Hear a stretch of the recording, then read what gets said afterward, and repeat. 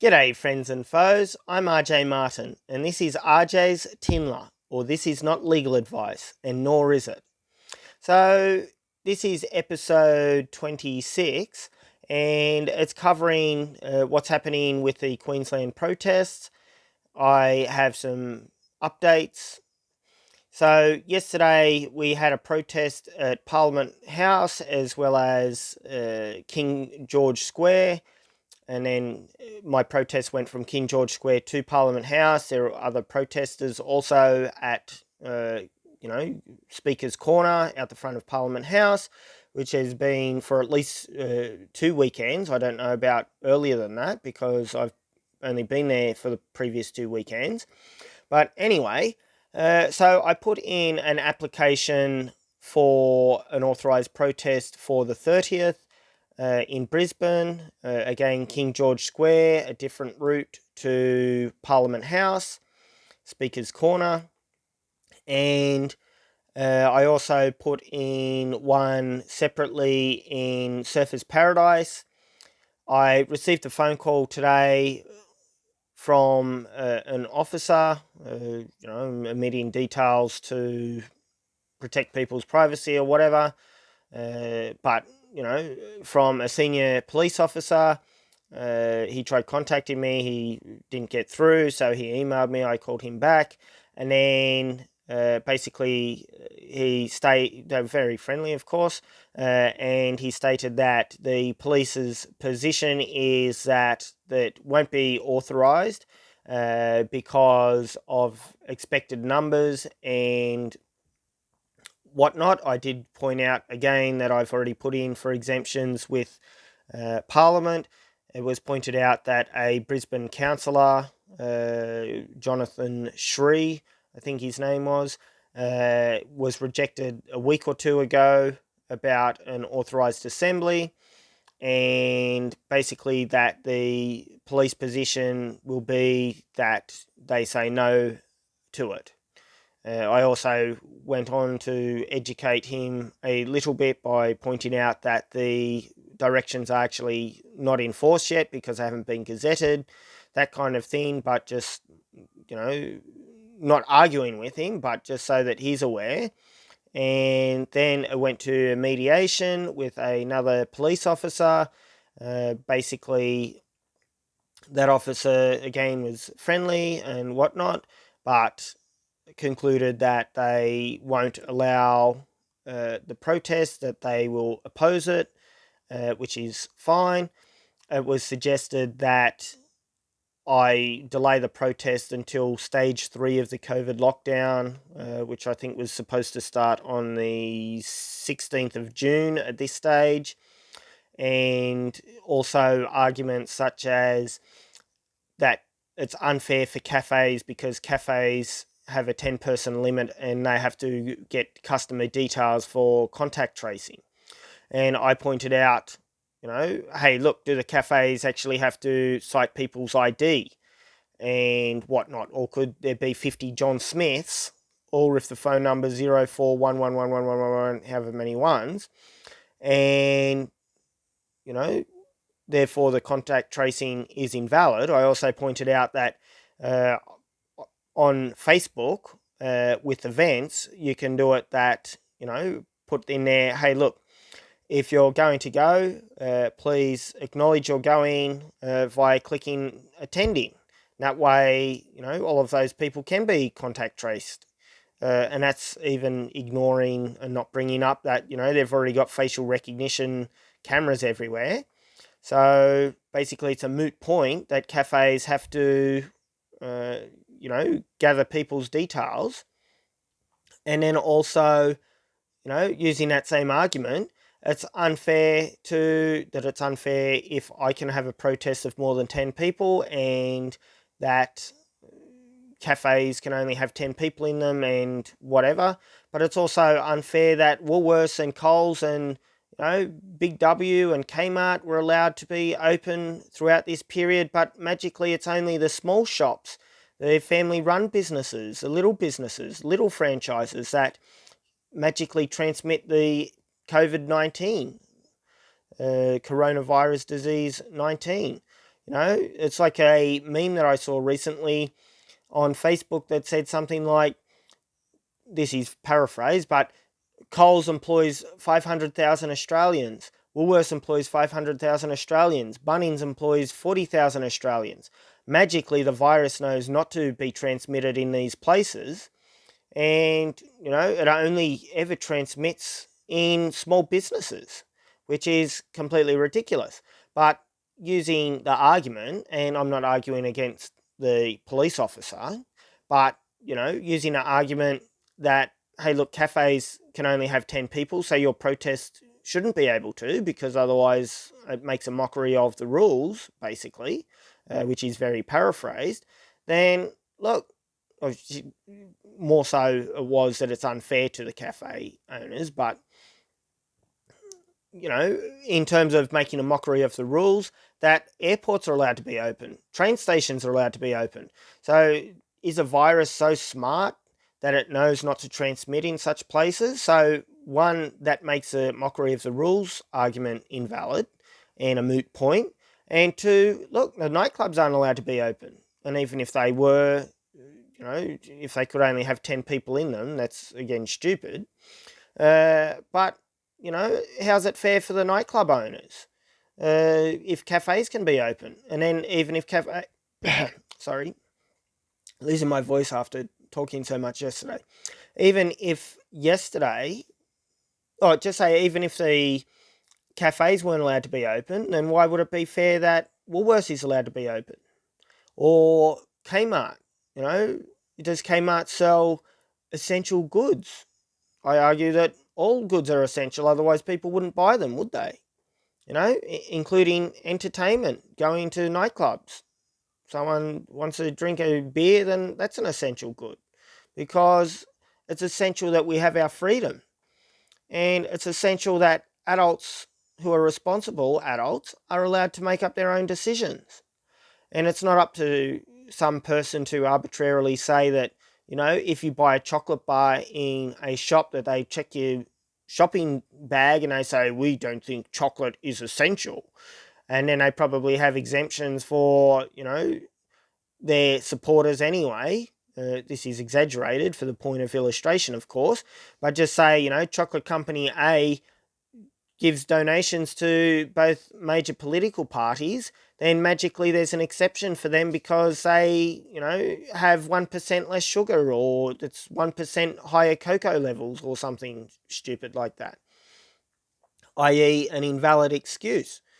But anyway, so then the next step is that things will go to a court, and because the police are opposing it, so I'll be going to court, an urgent application, hopefully going, say, tomorrow or something like that. And then, I can make some arguments in the court. It's not like you're going to the High Court to make like constitutional arguments necessarily. It's more about, hey, look, under Statutory Instruments Act 1992, in sections 7, 9 and 47, basically, this is summarised, that the directions aren't even a law. They haven't been gazetted, so they're not in force, as one example. So that's, you can use that in a high court as well, if necessary, but I won't anticipate that what I believe the result will be in a magistrate's court. But, it's either successful or it's unsuccessful and gives grounds to, appeal it to higher courts, including introducing constitutional arguments. So, either way is fine. Another interesting thing is I asked what would happen because there's two routes of protest, basically, for Queensland. There's authorised protests and unauthorised protests. So I did inquire with the police, and I won't say which police officer, etc. But, what if there's 10 groups of 10 people and they're having simultaneous protests at the same location? Is that okay? Or would, the police take exception to that, even though they're, one group might be protesting against the rolling out of 5G microwave technology to fry your brain so you can look up videos quicker. Another group might be protesting against, unsafe vaccinations, something like that. We should increase safety standards and make pharmaceutical companies accountable for faulty products, even just with normal consumer law.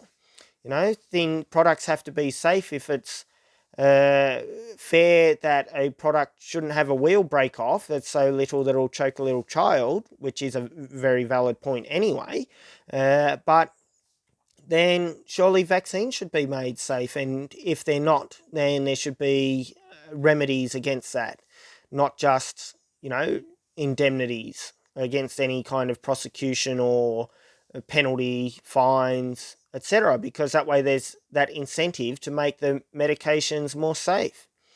And, there might be another group protesting against the lockdown in Queensland. There might be another group protesting against the lockdown Australia-wide, worldwide for another group. Another group might be just protesting that, nightclubs can't be, or their particular nightclub can't be open. So each nightclub could have a simultaneous protest on the 30th, Saturday of May, at Surfers Paradise, up Cavill Mall, Cavill Avenue Mall or whatever, or just along the Esplanade, of course, being peaceful and not being a jerk, allowing people to pass by freely. Of course, we're all good people and not trying to do anything bad. And if there is some twat trying to, instigate fights or whatever, then, tell the police to investigate. And if the police see fit, then they can arrest that person. The person's probably just there to discredit the movement of freedom, and also to basically discredit protesting generally. But anyway, and of course, there's been some responses from other departments in other states about, what are you going to do about litter control? But people are responsible for their own actions, for one, and for two, obviously, people shouldn't be littering. There's plenty of garbage bins, and people are responsible for their own actions. But just imagine if every single nightclub and business that has been affected by this unlawful lockdown, and I submit that it's unlawful for very good reasons, go and protest at Surfers Paradise on and also other locations, in Brisbane, Townsville, Bow Desert, wherever you want, Miles. There's plenty of places that, have people that are affected.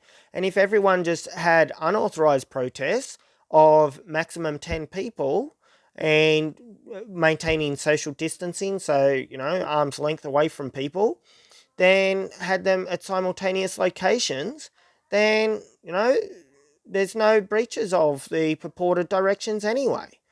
And there's various other interesting things that would be very helpful for people to protest about, I submit.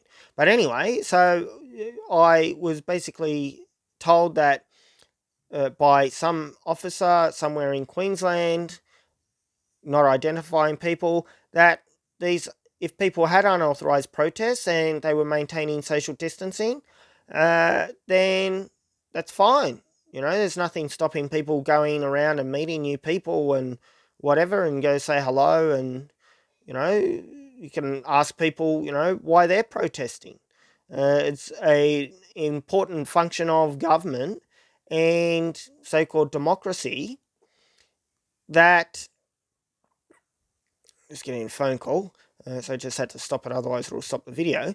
But it's a very, what do you call that? A very important thing and part of democracy and exercising political liberty and the right to political communication, that people go out and find out what other people think.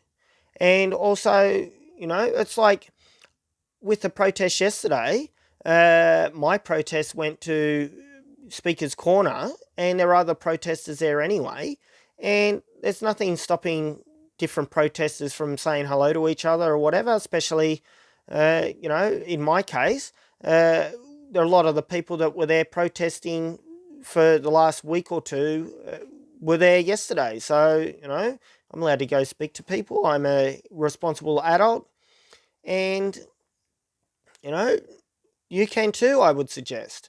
Of course, this is not legal information, not legal advice, cannot be relied upon as such, but, it's just my opinion, and I think it's a good opinion. So anyway, the court will be contacted by the police today, and I'll be going to court about it. So please like, share, subscribe, click the notification bell on YouTube. I am changing how I'm uploading videos a little bit now because I keep burning through data because I can't even go to the library to get free Wi-Fi because, I've been making these very important videos and they're sucking up data as well as doing live videos and whatnot. But I am now uploading firstly to YouTube, and then when I get a chance, I will broadcast it as a live broadcast on Facebook. But, it's burning up my data. So it's about, I think it was about 3.5 gigabytes for an hour-long video at 720p, which isn't even great resolution. But then I post that link in Facebook on the Arjay Martins for Australians page, etc. And then to broadcast it then would use another 3.5 gigabytes, etc. That's why I've been burning through all these SIM cards and changing my phone number all the time, because it's cheaper doing that than basically, you just say you get 40 gigabytes for $40 or $20 if it's on special. Then if you want an extra gigabyte, it's $10 per extra gigabyte. So I just get a new SIM card and pay another $20, $40, whatever, and get, say, another 40 gigabytes of data. But I've been burning through that every week at the moment because I can't go to use free Wi-Fi, and where I'm living, I'm moving soon and don't have the opportunity to get, landline, broadband, ADSL 2+, whatever you call it. Anyway, so basically I think it's very important that people do share these videos and get the word out there, because otherwise I'm like a so-called man in the wilderness, that sure, I can have all these great ideas and great knowledge and, knowledge that can protect people, including yourself, from getting unlawful fines and getting refunds for unlawful fines, etc. But basically, if no one knows about it, then no one cares. The police don't care. The government doesn't care. The chief health officer doesn't care if no one knows and no one complains, that kind of thing. And that's again why protests are very important. And by protest, I don't mean riot, of course. That's a completely different thing. And I'm not encouraging rioting. And I'm just, pointing out that I go around protesting. We haven't had any arrests or any fines at this stage. So, you can get out there and do it as well, instead of being scared in your home, worried about, up to $11,000 fine for Queensland, as an example. So please also support me in making these videos, personally supporting me by donating some money to paypal.me/RJ Martin, if you can afford it. That would be excellent, because then, I can pay for more data and do more videos and, do other stuff like that. So please, as I said, like, share, subscribe, and have a lovely day as well. Hopefully this unlawful lockdown ends soon. It's already been shown by epidemiologists that lockdowns don't even work, and that the same pattern is followed in jurisdictions or countries that don't have lockdowns compared to those that do. For instance, Sweden does not have a lockdown, but people are doing the social distancing thing, and it follows the same pattern as Queensland or Western Australia or South Australia. Another really stupid thing, just quickly, is South Australia has 0 cases of COVID-19, yet they still have social distancing. So how does a non-infected person pass on an illness or a virus that they're not infected with to other people when no one there has it? You know, it just shows how stupid things are, and obviously decisions need to be reviewed by the decision makers based on new information. Why aren't they looking at the fact that the same pattern of infection occurs in places that have lockdown and no lockdown, which is basically it peaks at 6 weeks after, was it after the first infection or after the 100th infection? And then it falls. Even with the lockdowns, the patterns don't even match that the lockdowns have done diddly squat, because there should not have been a decline for a month after the lockdowns, because there's a 2-week transmission period. You also have incubation periods, whatever.